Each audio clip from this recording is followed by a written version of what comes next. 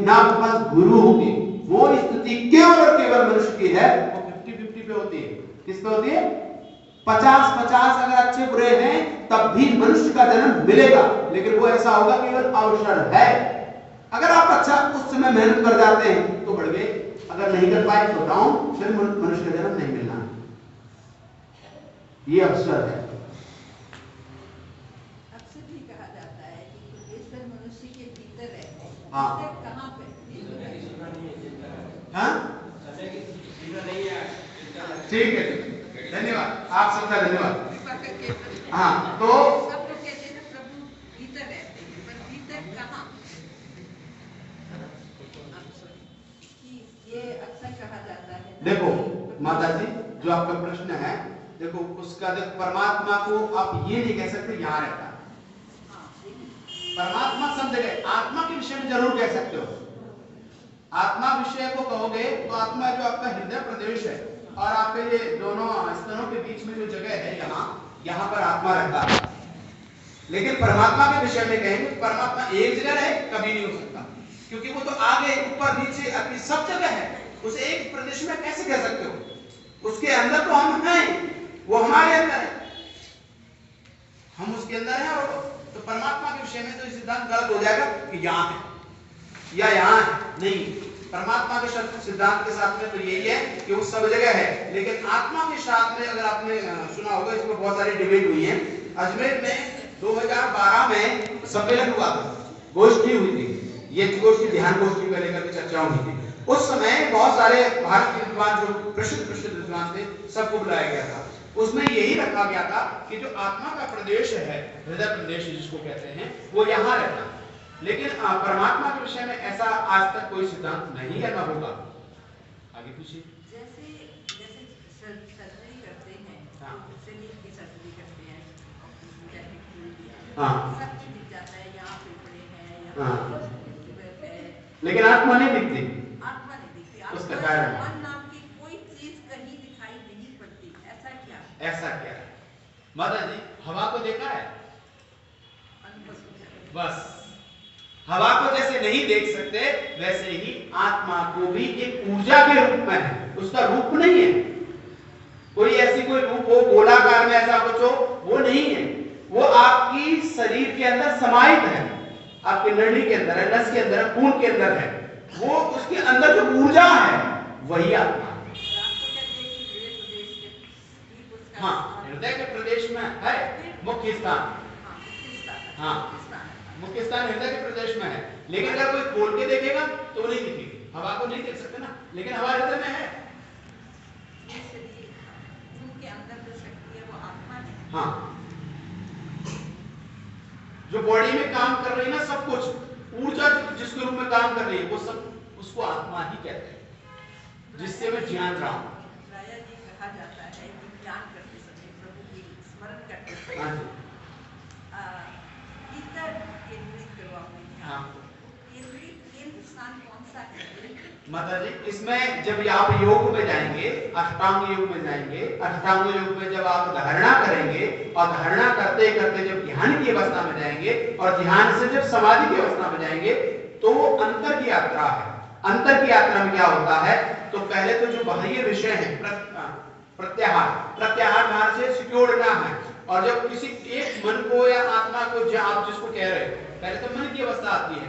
आत्मा की अवस्था तो अंतिम अवस्था है, पहले तो मन की अवस्था है। मन को पहले तो आपने बाहर लगाया, फिर उसके धीरे धीरे आपने मस्तिष्क पर लगाया, नासिका के अग्रभाग पर लगाया, नासिका के अग्रभाग पर लगाने के बाद जीवा के अग्रभाग पर लगाया, उसको महसूस किया।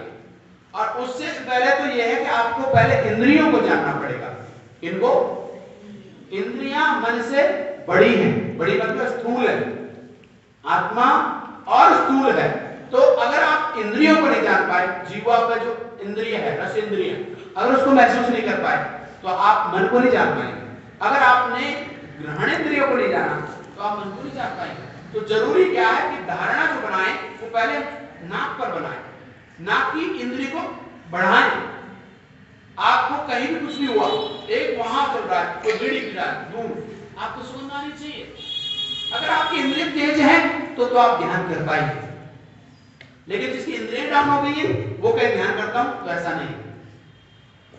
इनके लिए क्योंकि जो ये सारे के सारे सुख के साधन हैं और सुख के साधन के लिए इनका अच्छा होना बहुत जरूरी है। हम बार बार करें तक्षुर्देव वेदम पुरस्ता चक्रमचरत पशे में श्रद्धास्तम जीवे में श्रद्धास्तम सुनियम श्रद्धास्तम। ये कान आंख मेरी अच्छी बनी रहे जिससे मैं ध्यान कर पाऊंगा। ये होंगी, इनसे फिर आप अंदर उतरेंगे, अंदर की यात्रा करेंगे और अंतर की यात्रा करते समय अंतिम में जाओगे तो हृदय प्रदेश में जाओगे जहां आत्मा का स्थान है। वो स्थान अंतिम है, उसको संप्रज्ञात समाधि कहते हैं। कौन सी समाधि कहते हैं? संप्रज्ञात समाधि। असंप्रज्ञात समाधि परमात्मा का विषय आ जाता है।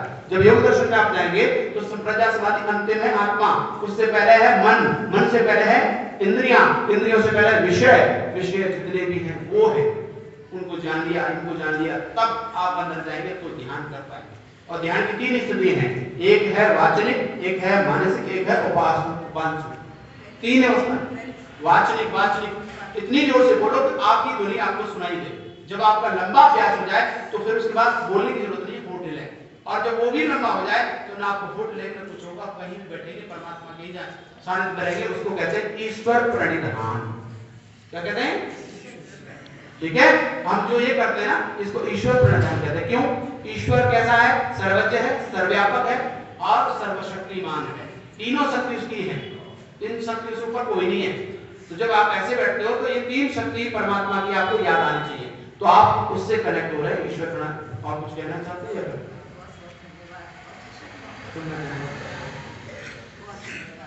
तो मैं अब ऐसा करते हैं, शांति पाठ कर लेते हैं, उसके बाद प्रश्न। ठीक है, उस बाद में शांति पाठ का शांति पाठ बाद में जी 2 मिनट का जा रहा है। जी जी जी।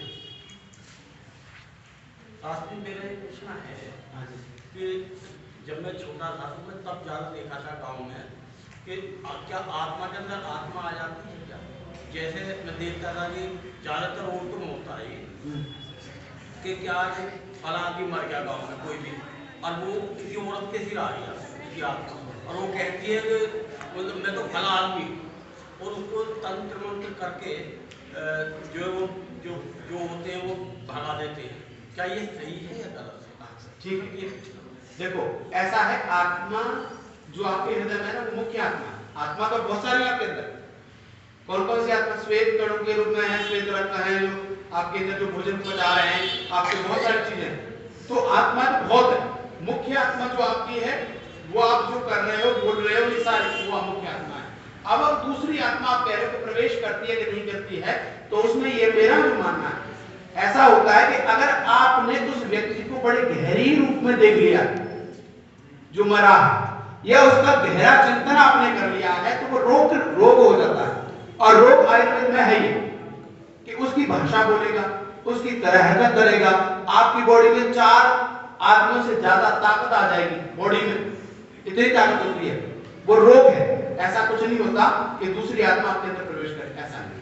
आपका प्रश्न हो रहा है, एक बार पूछ लीजिए। हाँ ली, मैं ये जानना चाहता हूँ कि आपको कोई मृत्यु के बाद कोई विशेष ज्ञान कुछ हुआ हो या जन्म से पहले? जन्म से पहले, जन्म से पहले मृत्यु के बाद कुछ आपको कुछ ज्ञान हुआ हो उसके बारे में? मृत्यु के उधर के और इधर के बीच में कुछ ज्ञान हुआ? कुछ नहीं हुआ जी। हाँ पूछो, फटाफट पूछो। धन्यवाद। हाँ जी, मेरा एक सवाल है। जैसे कि हम सब जानते हैं कि आर्य समाज का बहुत गौरवशाली इतिहास रहा है, परंतु आज के समय एक दिक्कत आ रही है कि लोग नहीं जुड़ पा रहे। तो एक युवा होने के नाते मेरा एक सवाल ये है कि मैं कैसे इसका फैलाव कर सकूं, क्योंकि आज का युवा सुनना ही नहीं चाह रहा है, और ऐसा ज्ञान का क्या फायदा सर जो हम बांट ना सकें। आपका नाम क्या है? जी शरद दहिया नाम है। हाँ? शरद दहिया। शरद दहिया। शरद जी, आप कह रहे हैं आप लोग सुनते नहीं हैं। हाँ, मतलब युवा इंटरेस्ट नहीं ले रहा है इस चीज में। मैं कहूँगा एक बात थोड़ी सी है, आप भी युवा है, मैं भी युवा हूँ, बुजुर्ग भी हूँ, पर युवा हूँ। मैं जो काम करता हूँ, और अगर आप उस तरीके से काम करेंगे, जब भी काम करते हैं तो आप सुनाने की कोशिश ना करें, पहले सुने, और सुनने के बाद उसे जितना खाली कर सकते खाली कर लें उसे, और खाली करने के बाद तब आप कुछ देंगे तो भर जाएगा उसके अंदर। दूसरा, आप पहले कर किसी कुछ को कहना है तो उसकी प्रशंसा करो। अगर ये भाई है, अगर इनसे मुझे कुछ चाहिए, क्या करूंगा? अरे बड़े स्मार्ट लग रहे हैं, क्या होगा? हम उसकी प्रशंसा करें। अगर देखो भारत में एक बात और है, आपके भारत में प्रेयर करना सिखाते हैं। क्या करना सिखाते हैं? प्रेयर। बच्चों प्रेयर ही कराते हैं, प्रार्थना कराते हैं। प्रेयर प्रार्थना एक ही है। तो प्रेयर का अर्थ क्या है? क्या अर्थ है ना? मांगना। श्रीमान निवेदन यह है कि मैं आपसे एक दिन की छुट्टी चाहता हूं। श्रीमान निवेदन है कि मैं काम के लिए वो कुछ भी जो भी चाह रहे हो, तो क्या है? प्रार्थना। और हमारे भारत में क्या सिखाया जा रहा है? मांगना सिखाया जा रहा है। और हमारे भारत में क्या सिखाना चाहिए था? स्तुति। क्या कहते हैं? स्तुति, प्रार्थना, उपासना के मंत्र। तो क्या है? पहले स्तुति। स्तुति का अर्थ है प्रशंसा करने वाले बने। अगर आप प्रशंसा करने वाले बनेंगे तो आपको मांगने की जरूरत नहीं है, अपने आप मिलेगा। सीधी बात है। तो अगर आपको ऐसा है कि वो मुझसे जुड़े तो क्या करना है? क्या करना है? पहले प्रशंसा करो। सबसे पहले अरे वाह क्या अच्छे लग रहे हो, उसकी साइकोलॉजी को पढ़ो, मनोविज्ञान को पढ़ो। पहले उसे अच्छा कहो, अच्छा करने के बाद अच्छा, फिर वो कुछ बात का बड़े आपने बड़ा गलत लगा, पर इसको ऐसे कह सकते हैं तरीका। मैं ऐसे काम कर रहा हूं और मेरे पास लगभग 500-600 युवा हैं जो डेली काम कर रहे हैं। काम करने का तरीका होना चाहिए। अगर वही धार परंपरा से चलोगे तो नहीं काम होगा, काम बदलना पड़ेगा। लोग बदल गए तो आप बदलो, आपको चेंज करना पड़ेगा। अगर ऐसा करेंगे तो सरल जी आप ज्यादा काम कर पाएंगे। और फिर भी आपको लगता हो तो मेरे को फोन कर लेना। जो व्यक्ति नहीं जुड़ रहा हो, नहीं आ रहा हो, तो मुझे कहना, मैं लेके आऊंगा, वो आएगा। ठीक है? आप सबका बहुत बहुत धन्यवाद। आप सबने इतना प्रेम स्नेह दिया। आप सबका हृदय की गहराइयों से बहुत बहुत धन्यवाद।